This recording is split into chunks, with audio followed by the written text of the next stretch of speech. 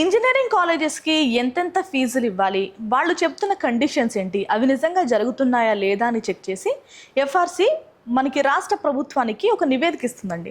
దాని ఆధారంగా ఏ కాలేజెస్‌కి ఎంతెంత ఫీజులు డిసైడ్ చేసుకుంటారు? వాటిని పిల్లల నుంచి కలెక్ట్ చేస్తూ ఉంటారా? లేదంటే రీయింబర్స్‌మెంట్ రూపంలో ఇవ్వాలా? ఇవన్నీ కూడా వాళ్ళు లెక్కలేసుకుంటారు. దానికి సంబంధించిన అప్డేట్ ఇది. అసలు ఎఫ్ఆర్‌సి ఏం చెప్పిందో మాట్లాడుకుందాం. ఓకేనా? నేను Gayatri. Welcome to Edunain career guidance, Josh innovations private limited, Edunain overseas consultancy. అంత ఫీజులు అనవసరమే. సో అంతంత ఫీజులు అనవసరమే అంటూ చెప్తోంది.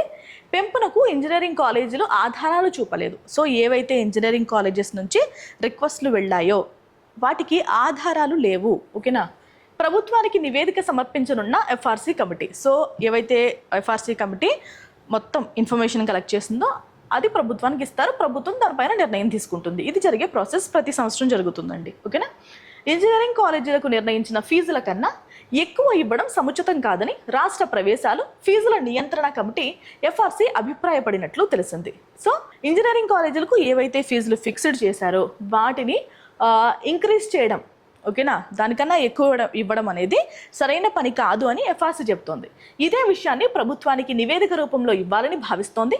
వారం రోజుల్లో ఈ ప్రక్రియ ముగించాలని నిర్ణయించింది. కోర్టు ఆదేశం మేరకు 12 ప్రైవేట్ ఇంజనీరింగ్ కాలేజీల్లో ఫీజుల అంశాన్ని కమిటీ తిరిగి పరిశీలించింది. ఆ కాలేజీలకు ఫీజుల తగ్గింపుపై యాజమాన్యాలు భిన్న వాదనలు చేశాయి. ఆడిట్ లెక్కలను కమిటీ ముందుంచాయి. 2 రోజుల పాటు జరిగిన ఈ విచారణలో రోజుకు 6 కాలేజీల చొప్పున కమిటీ పరిశీలించింది. సో దీనికి సంబంధించిన వార్త ఆల్రెడీ మనం మాట్లాడుకున్నాము. ఏవైతే ప్రముఖ కాలేజెస్ ఉన్నాయో సో ఆ కాలేజెస్ వాళ్ళు కోర్టును ఆశ్రయించడం జరిగింది. ఏవైతే ఫీజులు తగ్గించి పెంచారో దానికి సంబంధించి మా కాలేజెస్ నష్టపోయాయి, ఆ డబ్బులు మేము కలెక్ట్ చేసుకోవడానికి అనుమతి ఇవ్వండి అంటూ కూడా వాళ్ళు కోర్టుకు వెళ్ళడం జరిగింది. దానికి సంబంధించిన హీరింగ్ ఇది. ఈ సందర్భంగా పలు ప్రశ్నలు కూడా వేసింది. ఫీజుల పెంపునకు ఉన్న అర్హతలేంటో చెప్పాలని కోరగా కాలేజీలు తగిన ఆధారాలు చూపలేకపోయినట్లు తెలిపింది. అధ్యాపకులకు వేతనాలు పెంచినట్లు కాలేజీలు పేర్కొనగా ఏ అధ్యాపకులకు వేతనాలు చెల్లించారో వారి బ్యాంకు ఖాతాల వివరాలు సమర్పించాలని కమిటీ సూచించింది. దీంతో కొన్ని కాలేజీలు ఈ వివరాలు అందించగా మరికొన్ని కాలేజీలు ఆధారాలు ఇవ్వలేదు.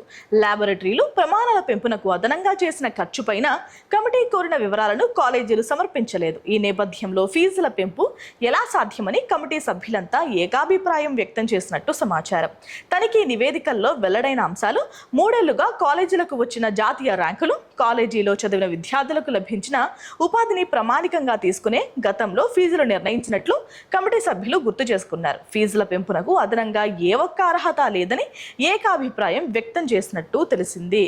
సో ఇష్టం వచ్చినట్టు ఫీజులు పెంచండి అని రిక్వెస్ట్ వెళ్ళినంత మాత్రాన ఫీజెస్ పెంచేస్తారా అంటే, ఈ ఫీజెస్ పెంచడం అనేది కాలేజ్ వాళ్ళు ఇన్పుట్స్ ఏమిస్తున్నారు, తద్వారా అవుట్పుట్ ఏమొస్తుంది. సో పిల్లలు ఎలా బయటికి వెళ్తున్నారు, ప్లేస్మెంట్స్ బాగున్నాయా, లేదంటే మంచి మంచి ఫ్యాకల్టీస్ని తీసుకొచ్చారా, లేదంటే ల్యాబ్స్, ప్రాక్టికల్స్ దీనికి సంబంధించి ఖర్చు ఎక్కువైందా, ఎక్విప్మెంట్ తీసుకొచ్చారా. సో ఈ లెక్కలు చూపిస్తే సో ఇన్పుట్స్ కూడా పెరుగుతాయి. సో దానికి సంబంధించిందే కదా ఇది. ఇక్కడ ఇంకొక విషయం ఏంటంటే, చాలా బీటెక్ కంపెనీస్ షెల్ కంపెనీలాస్ తయారైనాయి. షెల్ కంపెనీస్ అంటే తెలుసు కదా, అసలు కంపెనీ మనకి అడ్రస్ కనిపిస్తుంది కానీ అక్కడ వెళ్తే ఏముండదు. అలాగే కొన్ని బీటెక్ కాలేజెస్ ఏంటంటే ఫ్యాకల్టీస్ని చూపిస్తున్నారు, పిహెచ్డీ చేసిన ఫ్యాకల్టీని చూపిస్తున్నారు, ఎంటెక్ చేసిన ఫ్యాకల్టీని చూపిస్తున్నారు, కానీ టీచ్ చేసేది ఎవరితోనో తెలుసా? సో అప్పుడే 4th ఇయర్ అయిన బీటెక్ విద్యార్థులతో వీళ్ళతో టీచ్ చేస్తున్నారు. లేదు అంటే ఆయన వచ్చి పంచి కొడతాడు. ఓకేనా? విత్ ఇన్ ది లిమిట్స్లో ఉంటే కనుక వచ్చి పంచి కొడుతూ ఉంటాడు. పంచి కొట్టేసి వెళ్ళిపోతారు. ఆ సార్ వేరే వాళ్ళు వచ్చి టీచ్ చేస్తారు. ఒకటి కాదు, చాలా ఉన్నాయి ఇలాంటివి. ఓకేనా? ఎక్విప్మెంట్ కొన్ని రెంట్కి తీసుకొస్తారండి, ఓన్లీ ప్రాక్టికల్స్ ఆ టైంలోనే.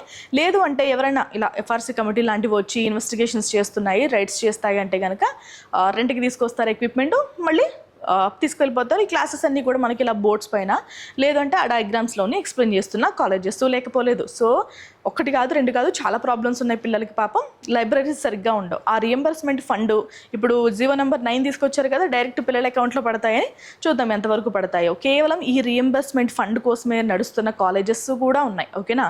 సో ఇవన్నీ ప్రభుత్వ పెద్దలే గుర్తించాల్సిన అవసరం ఉంది. పిల్లలకి మంచి మంచి ఫ్యాకల్టీస్తో టీచ్ చేయించాల్సిన అవసరం చాలా ఉంది. ఎందుకు అంటే ఇప్పుడు స్కిల్స్ చూస్తే నిల్లు, ఓకే, బ్యాక్లాగ్స్ చూస్తే బోర్డన్ని, బ్యాగ్ నిండా బ్యాక్లాగ్సే ఉంటున్నాయి పిల్లలకి. కాబట్టి ఇవన్నీ కూడా మారాలి. ఎందుకంటే 4 సంవత్సరాలు చదివిన తర్వాత వాడు సర్టిఫికేట్ రాకుండా అక్కడే ఇంకా బ్యాక్లాగ్స్ రాసుకుంటూ ఉంటే అది కాలేజ్కే చెడ్డ పేరు. కాబట్టి స్కిల్స్ ఇంప్రూవ్ చేయాలి, ఈ బ్యాక్లాగ్స్ లేకుండా కూడా పిల్లల్ని మోటివేట్ చేస్తూ ఉండాలి. ఇప్పుడు బీటెక్ వచ్చినంత మాత్రాన పెద్ద మనిషి అయిపోయినట్టు కాదు కదా. చదువు అంటే చదువే, అది బీటెక్ అయినా ఎంటెక్ అయినా పిహెచ్డీ అయినా చదువుకోవాల్సింది. కాబట్టి ఆ మోటివేషన్ టీచర్స్ నుంచి అయితే రావాల్సిన అవసరం ఉందండి. అండ్ ఇంకొకటి ఏంటంటే, ఏవైతే ఈ ఫీజు రీఎంబర్స్మెంట్ ఫండ్స్ ఉన్నాయో దానివల్ల కూడా కొన్ని కాలేజెస్ లాస్లోకి వెళ్ళిపోతున్నాయి. అంటే ఈ ఫీజు రీఎంబర్స్మెంట్ డబ్బులు సరిపోక మేనేజ్మెంట్ సీట్లు 30% కదా మేనేజ్మెంట్ సీట్లు, అంటే 70% మనకి కన్వీనర్ కోటా అయ్యే ఆ సీట్స్ ఏవైతే ఫిల్ అవ్వలేనప్పుడు డబ్బులు వచ్చేవి కూడా ఆగిపోతూ ఉంటాయి. బట్ ఇప్పుడు క్లాస్లో 60 మంది ఉన్నా, 30 మంది ఉన్నా, 20 మంది ఉన్నా ఫ్యాకల్టీ అయితే టీచ్ చేయాలి కదా. ఈ ఫ్యాకల్టీకి మంత్ ఎండింగ్లో శాలరీస్ అయితే ఇవ్వాలి కదా.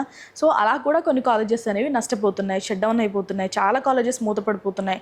కొన్ని కాలేజెస్లో ఏంటంటే అసలు కొన్ని బ్రాంచెసే కనిపించవు, ఓన్లీ సిఎస్సి పెట్టుకుంటారు వాళ్ళు, లేదు అంటే ఈసీఈ, లేదు అంటే ట్రిపుల్ ఈ 3 బ్రాంచెస్తో కూడా నడుస్తున్న కాలేజెస్ చాలా ఉన్నాయి. కాబట్టి ఏ బ్రాంచ్కి ఆదరణ తగ్గకూడదు అంటే సీట్స్ ఫిల్ అవ్వాలి, ఫండ్స్ కూడా కొన్ని గ్రాంట్స్ కూడా ఇస్తూ ఉండాలి ప్రభుత్వాలు. ఓకేనా, ఇది వాళ్ళ వీడియో అండి. మరొక వీడియోతో మళ్ళీ కలుద్దాం. నమస్తే.